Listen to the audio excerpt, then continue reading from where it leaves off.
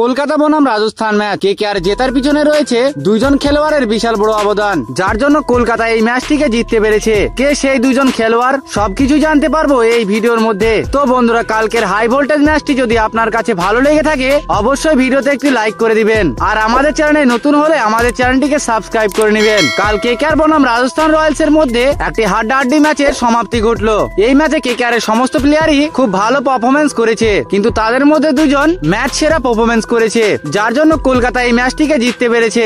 এক নম্বরে রয়েছে আন্দ্রে রাসেল। আন্দ্রে রাসেল গত 10টি ম্যাচে সেরকম কোনো প্রভাব ফেলতে পারেনি, কিন্তু আগামীকাল ম্যাচে দলের অধিনায়ক আজিঙ্ক্য রাহানে ব্যাটিং এ কিছুটা উপরের দিকে পাঠিয়ে দেয়, আর সেটা হয়ে যায় কলকাতার বিশাল বড় প্লাস পয়েন্ট। কারণ আন্দ্রে রাসেল প্রথমে এসে 8 বলে 2 রান করে, তখন কিন্তু মনে হয়নি আজ আন্দ্রে রাসেল জ্বলে উঠবে, কিন্তু তার ঠিক কিছুক্ষণ পরেই আন্দ্রে রাসেল 4-6 বন্যা বইয়ে দেয়। রাজস্থান রয়্যালস এর সমস্ত বোলারদেরকে মেরে ভূত বানিয়ে দিচ্ছিল।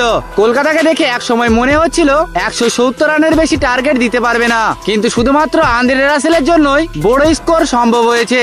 আন্দ্রে রাসেল মাত্র 25 বলে 6টি ছক্কা এবং 4টি চারের বিনিময়ে 57 রান করে।